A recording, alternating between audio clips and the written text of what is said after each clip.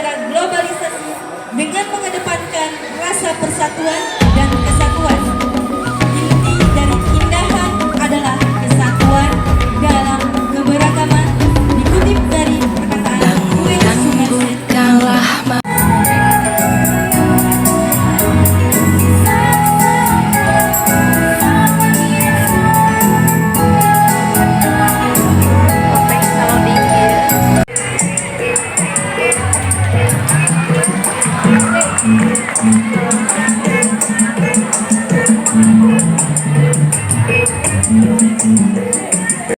SMP Negeri Manado, Ibu Dr.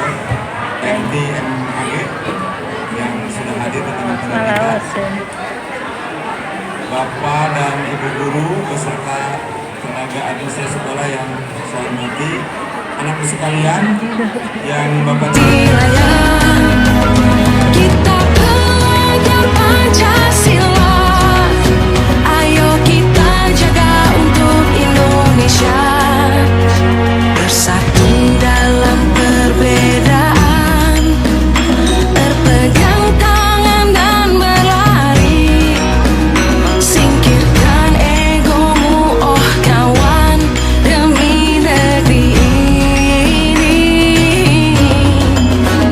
Jadilah generasi emas, cerdas berkarakter itu kita, berjuang dan harus berani, kita terus torehkan Pancasila, beriman dan bertakwa pada Tuhan yang Esa, dan berakhlak mulia, berkebinekaan lomba, gotong royong mandiri, kreatif dan bernalar kritis.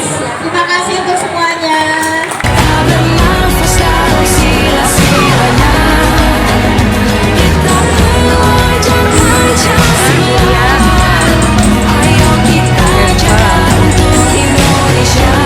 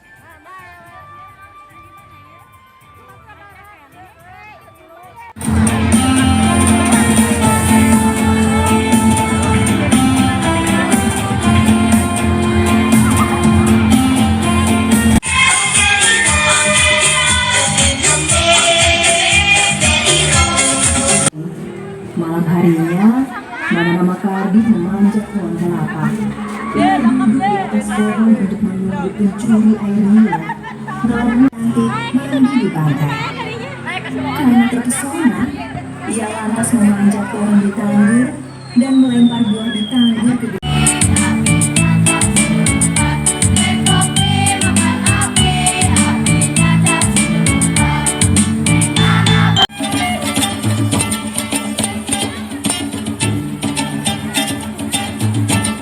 memiliki calon suami.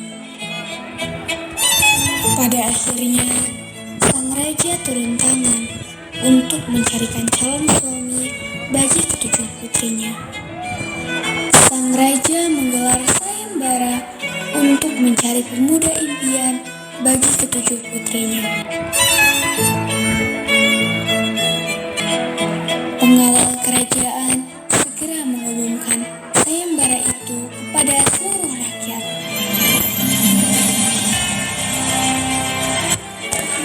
Pengumuman, dengar hai dengar, sang raja mengadakan sayembara untuk seluruh rakyatnya. Barang siapa yang bisa membangun istana kerajaan dan jembatan di seberang sungai untuk para putri raja, maka dia akan dijadikan suami untuk putri-putri raja. Bahkan siapapun boleh mengikuti sayembara tersebut. Tak lama setelah sayembara itu diumumkan, datanglah 6 pemuda yang gagah dan tampan. Mereka hendak mengikuti sayembara tersebut.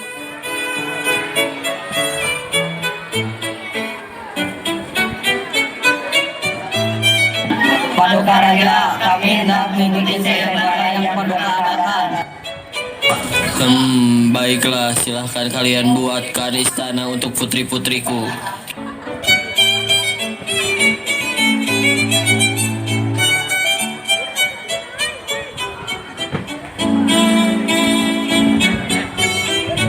Dalam waktu singkat, ke-6 pemuda itu berhasil membangun 6 buah istana.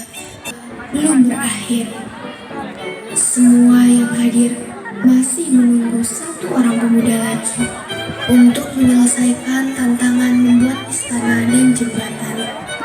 Mereka semua menunggu dengan cemas dan khawatir jika tidak ada pemuda terakhir yang datang untuk menyelesaikan tantangan. Akhirnya, datanglah seorang ibu tua bersama seekor biawak menghadap sang raja. Para putri, sang raja, dan semua orang yang hadir terheran-heran siapa gerangan wanita tua itu. Paduka Raja, hamba datang kemari untuk mengikuti sayembara yang Paduka adakan. Baiklah, apakah ibu mempunyai seorang anak lelaki? Paduka Raja yang mulia, hamba mempunyai seorang anak laki-laki, tetapi dia adalah seorang anak laki-laki biasa. Tidak masalah, siapapun boleh mengikuti sayembara ini. Ibu tua itu pun tersenyum mendengar perkataan raja yang begitu bijaksana. Anakku, kamu sudah mendengar sendiri kan apa yang Paduka Raja katakan. Kamu boleh mengikuti sayembara ini. Semua orang yang ada di sana pun tertawa mendengar ucapan itu, karena mereka menganggap seekor biawak tersebut tidak bisa apa-apa dan menganggap ibu tua itu aneh. Sang raja juga terkejut.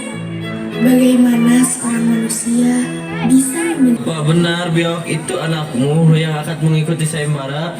Bagaimana mungkin? melihat sang raja dan semua orang yang hadir terkejut, ibu tua itu menjadi khawatir.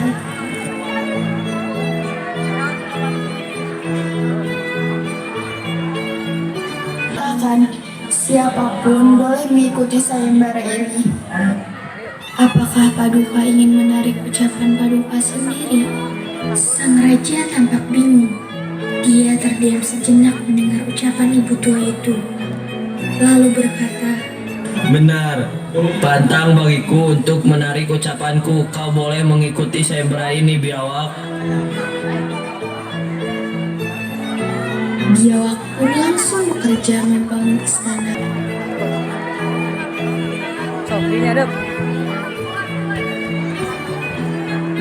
Sungguh ajaib. Keesokan harinya, istana dan jembatan yang Tren TikTok yuk.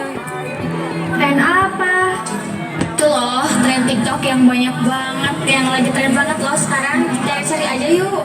Oh, ayo.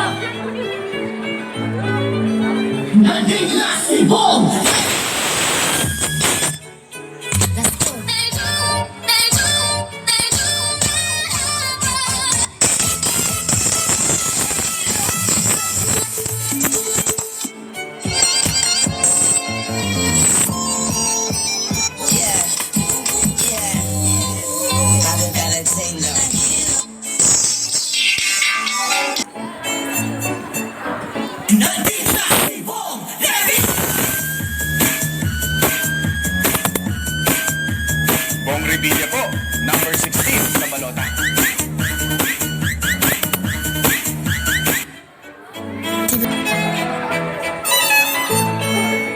Kids, kalian udah dijodohin ya.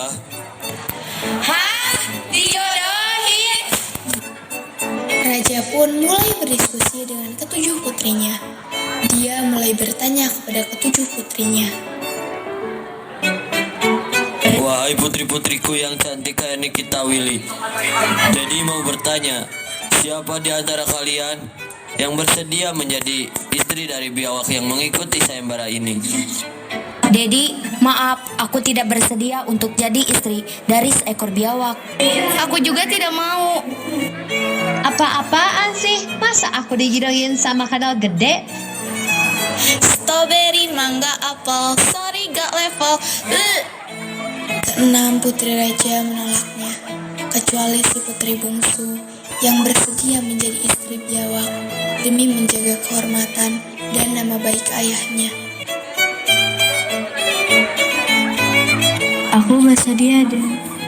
Aku bersedia menjadi istri biawak yang mengikuti sayembara itu demi menjaga kehormatan Dedi. Aku sangat menyayangimu, Ded.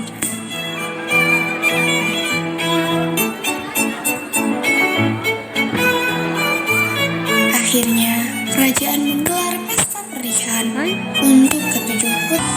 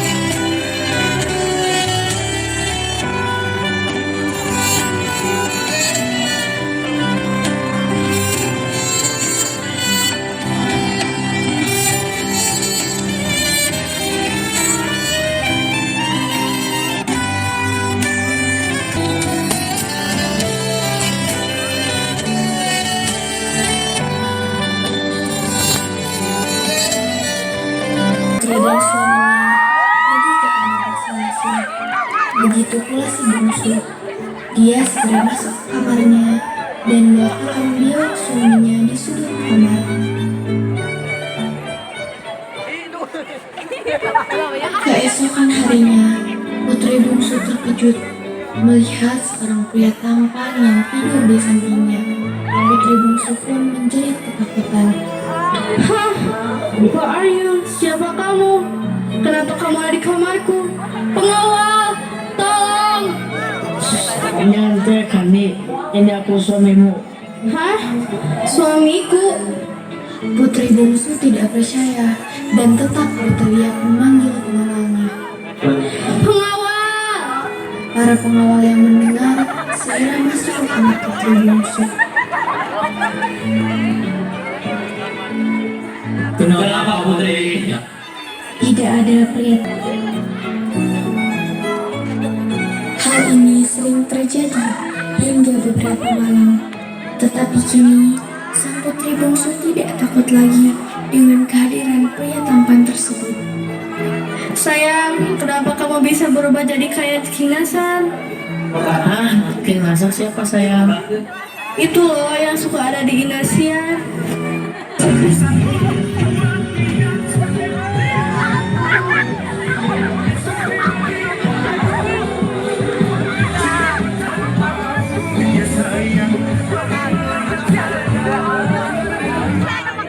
Lalu, pria itu mulai bercerita.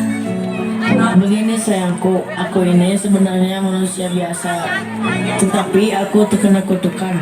Pada siang hari aku akan berubah menjadi biawak, sedangkan malam hari tiba aku kembali menjadi manusia biasa.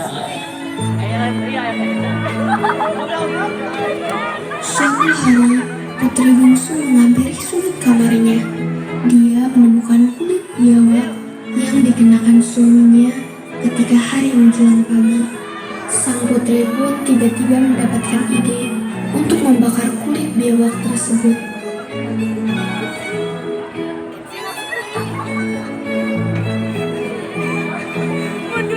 Sungguh ajaib, suami putri bungsu tidak menjadi biawak lagi. Putri bungsu dan suaminya merasa karena kutukan itu akhirnya hilang. Mereka berdua pun hidup bahagia selamanya.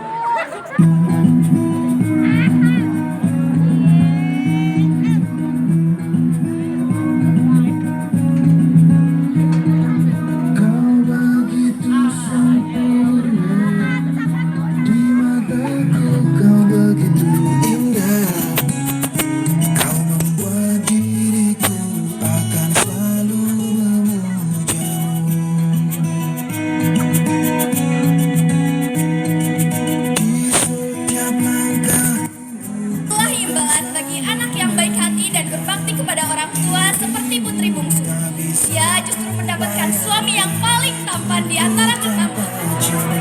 Sekian dari kami. Wassalamualaikum warahmatullahi wabarakatuh.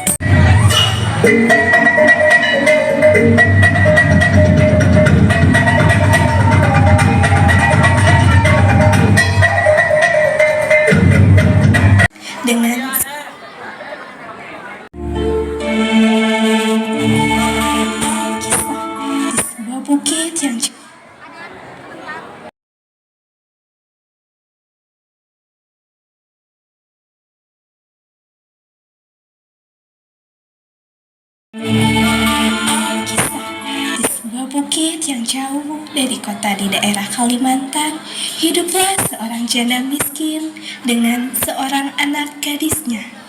Anak gadis itu bernama Darmi.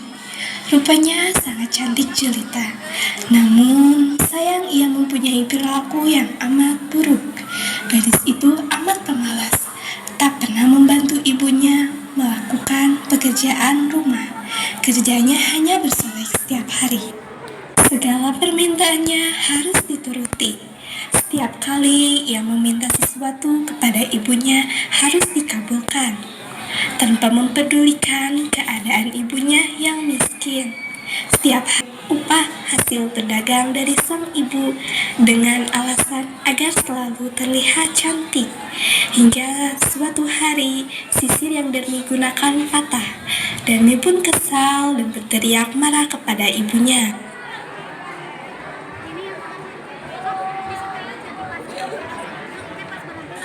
OMG, Ibu!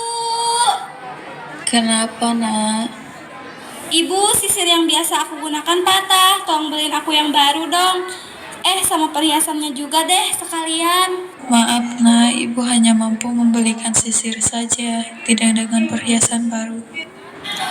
Apa katamu? Dasar miskin. Mendengar jawaban dari sang ibu, Darmi membentak ibunya dan menghamburkan semua dagangan yang ibunya miliki. Malamnya, Sang ibu sedih meratapi perihal anaknya.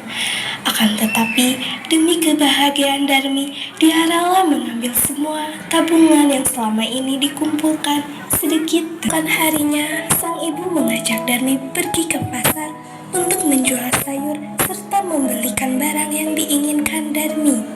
Darmi pun senang karena keinginannya dituruti dan memeluk sang ibu.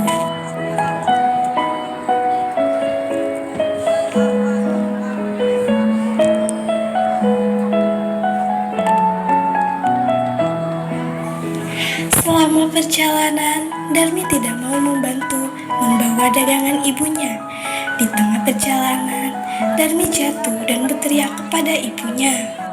Ibu, kenapa nak? Sudahlah, aku capek. Aku ingin naik gerobak yang ibu bawa saja. Di tempat itu masih ada yang kosong kan? Sang ibu pun mengizinkannya dan melanjutkan perjalanan. Usai menuruni bukit dan hampir tiba di pasar, Darmi turun dari gerobak dan berpesan kepada sang ibu.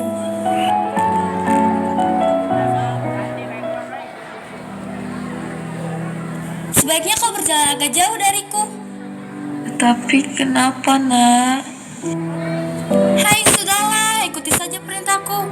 Jangan cerewet. Sekarang mana uangnya? Biar aku saja yang membelinya sendiri.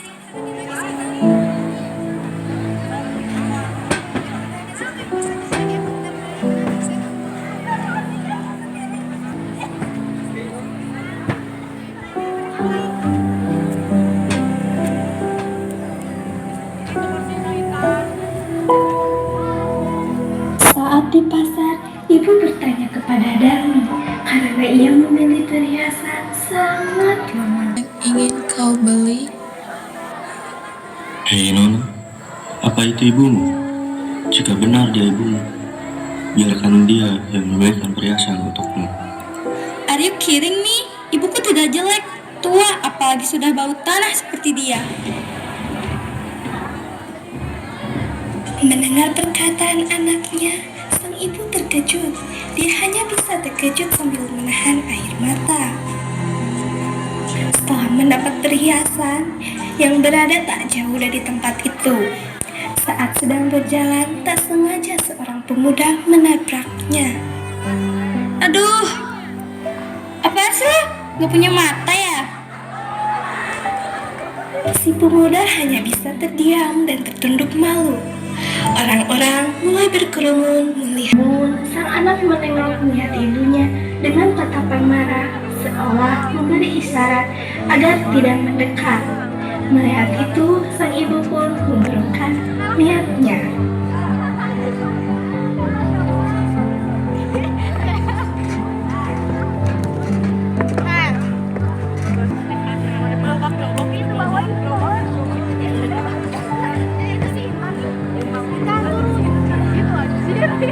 Usai membeli sisir, mereka pun pulang berdekatan dengan sang ibu.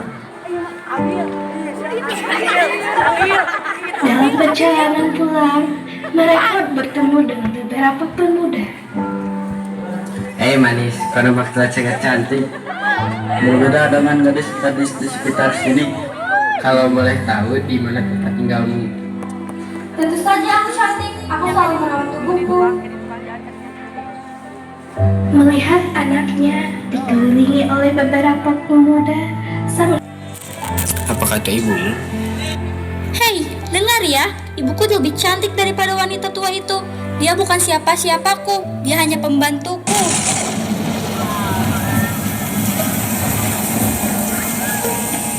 hal ini sang ibu benar-benar tidak sanggup lagi menerima perilaku Darmi anaknya. Dengan perasaan hancur, ia menangis terisak-isak. Ia tak menyangka anak yang ia rawat dan besarkan sepenuh hati tega berkata seperti itu.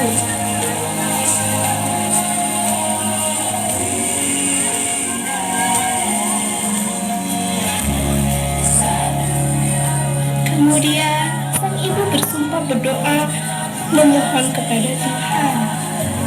Ya Tuhan, hamba mohon ampun bagi diriku yang lelah dan tak berdaya ini. Hamba sudah tak kuat menahan penderitaan ini. Hamba tak mampu menghadapi sikap angkuh putri hamba. Ya Tuhan, tolong berikan hukuman yang semestinya kepada putri hamba. Hukumlah putri hamba yang durhaka ini. Hamba memohon kepadamu ya Tuhan. Awan tebal disertai petir telah menyelimuti langit. Pemuda-pemuda derhaka berlarian ketakutan. Secara mengejutkan, tubuh Darmi menjadi kaku dan tak bisa digerakkan. Ibu, ada apa dengan tubuhku? Mengapa kakiku tidak bisa digerakkan? Ternyata kakinya mulai membatu dan diikuti sekujur tubuhnya. Darmi pun menangis, memohon ampun kepada ibunya. Maaf Bu, maafkan aku. Aku berjanji tidak akan mengulanginya lagi. Aku mengaku salah karena tidak menganggapmu sebagai ibuku. Maaf Bu, maaf.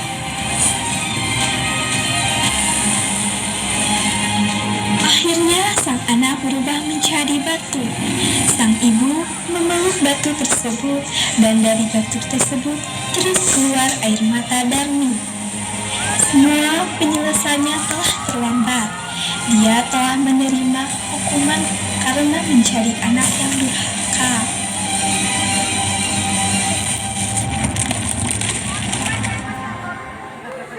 Ayo, pari.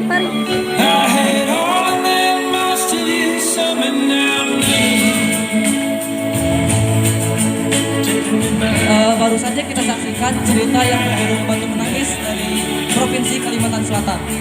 Amanat dari cerita ini adalah bahwasannya kita tidak boleh durhaka terhadap orang tua, apalagi sampai mencaci maki, bahkan tidak menganggap mereka sebagai orang tua kita. Kita sebagai anak seharusnya berbakti. Kita harus belajar dengan giat supaya nanti dapat menggapai cita-cita yang kita impikan, sehingga kita dapat mengangkat derajat orang tua dan membahagiakan mereka. Dan perlu diingat juga bahwa perkataan akan lebih sakit daripada perbuatan. Sekian dari kelas 9C, kurang lebihnya mohon maaf. Wassalamualaikum warahmatullahi wabarakatuh.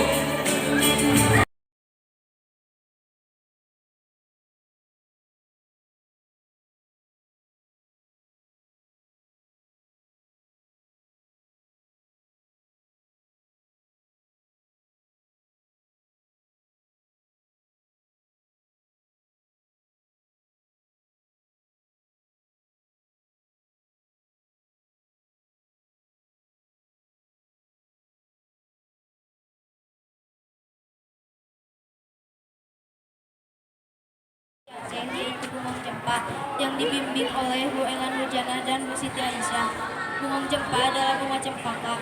Lagu ini disebut sudah ada sejak zaman kerajaan Islam Jempa yang berdiri pada tahun 770